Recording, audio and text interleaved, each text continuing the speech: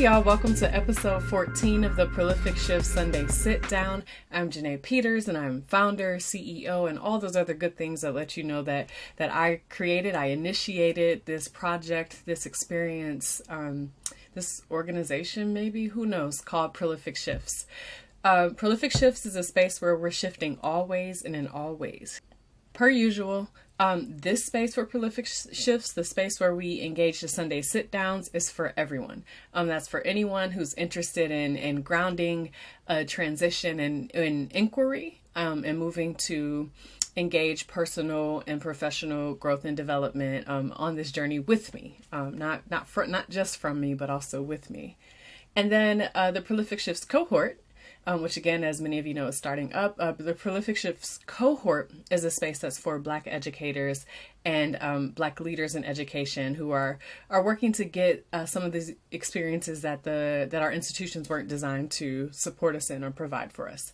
So here we are today for another episode of the Sunday Sit Down. And last week's Sunday Sit Down came right before my birthday. So it was the day before my birthday, and I was really in a dream space and really wanting to be in a dream space. So last week's question was, what does liberation mean to you and what are your wildest dreams? And then the action item was to take some steps towards creating action items and intention around what liberation means for you and be working in liberation last week. So this week, we are not, I guess I say this every week, we're in the same vein really. And I think part of that is that this is inquiry around transitions in our worlds. And these next couple of questions, these next couple of weeks are really thinking about the parts and pieces that really serve to ground us as we're taking shape and making shapes, I don't know, in different places in our lives. So this week's question is a short one. What is your mantra? Right? One of the things, I think that when I first heard the term mantra, it was, I'm sure it was in college, and it was really related to thinking about what a motto was, like that kind of thing. And the more I learned about the term mantra, right, it's a sort of sacred incantation, right? It's something that you call on when you're trying to access and harness a spiritual power, like a chant almost. It's the thing that you say when you are trying to empower yourself or remind yourself of what you're focused on and what you're doing. And I like that one better than, and I think what we traditionally think of as mottos, right? So your mantra, like that's connected, I think it should be connected to your core, right? To your core values, to your core interests, to your understanding of your needs at any given moment. So the mantra is, I hope is something that you have to actually take a second to think about, like to think about the truth of it. So there might be the things we say, and then there are the things that are actually reflective of our experiences. So take some time to think about that first. I took some time to think about my mantra, and the one that kept coming back to me, and it's so funny how the world works, right? The one that kept coming back to me was find your people.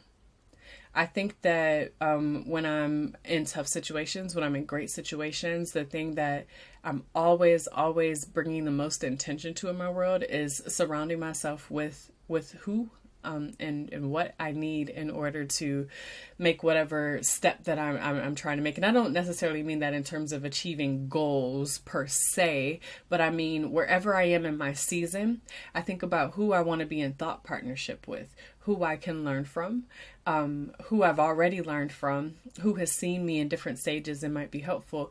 And when I pull all those people together, I'm finding my people. I remember one time I was thinking about, I was like, when I get married, I want to be flanked by bride's people, right? I'm like, I want to be flanked. I want all the people who care about me and who will support me actually in love and growth and development to be around me. And I think that finding my people is one of the realest things. In terms of a mantra, I think that when I think of like what gives me the feeling of spiritual access, of spiritual empowerment, it's when I'm surrounded by people I love and trust, people whose versions of care I believe in and trust. And that is the spiritual sense for me. When I watch people walking in their power, when I watch people on their journeys, that actually helps me feel empowered. And so finding your people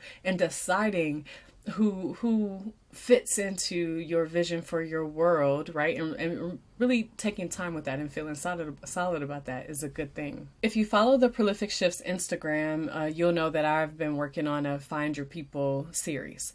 And in that series, I've really been thinking about the different types of people and types of energies that help us in our growth and development. I think one of the tendencies I have had, and I think a lot of people do have, is when we're going through something, when we're growing through something, we hold off and we try to do it by ourselves. And Maya Angelou says it best, nobody can make it out here alone, right? Which doesn't mean that we don't need that time to center ourselves, to ground ourselves, to figure out what it is that's going on in us and to feel through that. But it does mean that after that and before that and even during that, we're kind of presencing people, our people. And if you're not presencing people, your people, I urge you to do that when you're moving through space. Even if you're calling on mentors of your mind, right? Even if you're calling on past folks who you wish were here on this earth with you. I hope that we are reminded that whatever seasons we're in, they might not be the same people all the time, but that finding your people is one of those catalysts for significant change, like for prolific shifts, right? And I'm that's why it's called that. But I can't stress that enough.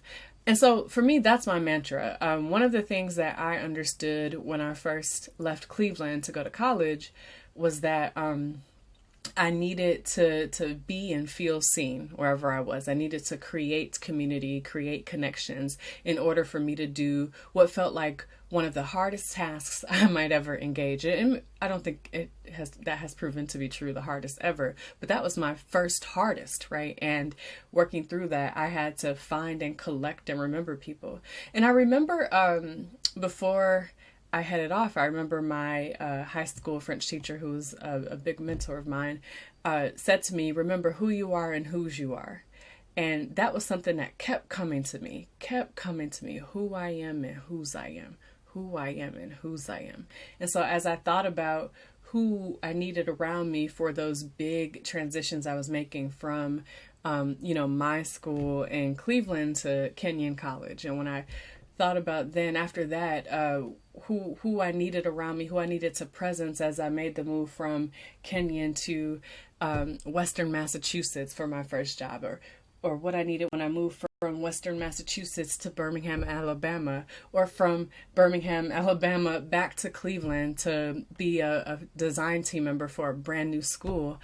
Each of those times required me telling myself, find your people, find your people, find your people, and meaning that. Like there are very few things I know to be more true than that, that in order for us to do some of the big, hard things, even the things that we feel like we might be doing alone, we're presencing, where someone has contributed to the need for that shift. So we're not alone in any of that. So find your people is my mantra. I'm so curious to hear from folks about what your mantras are. Like this is some of that core work that I find most interesting. The action item for this week is to take a moment and really reflect on how your mantra came to be. And to get some clarity around that for yourself. And then think about where it shows up for you this week. So look for some signs that your mantra is at work, or that you're living it and that it's aligned with some of the goals for shifting that you have. All right. Once again, thank y'all so much for engaging. As always, peace, and I'll see y'all next week. If you liked anything you heard, please don't hesitate to comment, like, subscribe, or support in any of these ways, and especially through your love and care. Peace, and I'll see y'all again soon.